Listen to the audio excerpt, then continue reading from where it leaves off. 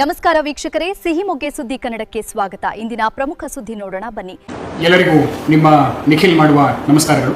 ಶಿವಮೊಗ್ಗ ಜಿಲ್ಲಾ ಪೊಲೀಸ್ ವತಿಯಿಂದ ಇದೇ ತಿಂಗಳು 15 ಜುಲೈರಿಂದ ನಾವು ಒಂದು ಅಬ್ಯಾಂಡೆಂಡ್ ವೆಹಿಕಲ್ಸ್ ಅನ್ನ ತೆರವುಗೊಳಿಸೋ ಡ್ರೈವ್ ಅನ್ನ ಮಾಡ್ತಾ ಇದ್ದೀವಿ. ಯಾವ ವೆಹಿಕಲ್ ಅಬ್ಯಾಂಡೆಂಡ್ ಆಗಿ ನಿಂತಿರುತ್ತೆ, ಮಾಲೀಕರು ಯಾವುದೋ ಒಂದು ರೋಡ್ ಸೈಡಲ್ಲಿ ಅಥವಾ ಮನೆ ಮುಂದೆ ನಿಲ್ಲಿಸಿರೋದನ್ನ ನಾವು ಐಡೆಂಟಿಫೈ ಮಾಡಿ ಅದಕ್ಕೆ ನಾವು ಒಂದು ನೋಟಿಸನ್ನು ಅಂಟಿಸ್ತೀವಿ. ಅದನ್ನು ಇಮಿಡಿಯೇಟ್ ಆಗಿ ಏನಾದರೂ ಮಾಲೀಕರು ತೆಗೆದು ಅವರು ವಾಪಸ್ ಕ್ಲೇಮ್ ಮಾಡಿದ್ರೆ ಅದನ್ನು ನಾವು ಅಲ್ಲಿಂದ ಬಿಡ್ತೀವಿ. ಎಲ್ಲಿ ಅವರು ಕ್ಲೇಮ್ ಮಾಡೋದಿಲ್ಲ, ನಿಯಮಾನುಸಾರ ಅದನ್ನು ನಾವು ಪೊಲೀಸ್ ಸ್ಟೇಷನ್ಗೆ ಶಿಫ್ಟ್ ಮಾಡಿ ಅಲ್ಲಿ ಪೆನಾಲ್ಟಿ ಹಾಕಿಬಿಟ್ಟು ನಂತರ ಕಾನೂನಾತ್ಮಕ ಕ್ರಮವನ್ನು ತಗೊತೀವಿ.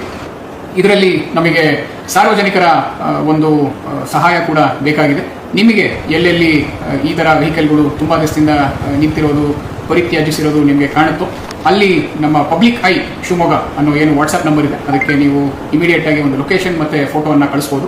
ನಾವು ನಮ್ಮ ತಂಡ ಬಂದು ಅಲ್ಲಿ ಆ ನೋಟಿಸನ್ನು ಅಂಟಿಸಿ ನಾವು ನಮ್ಮ ಕಾನೂನಾತ್ಮಕ ಕ್ರಮವನ್ನು ಜರುಗಿಸ್ತೀವಿ.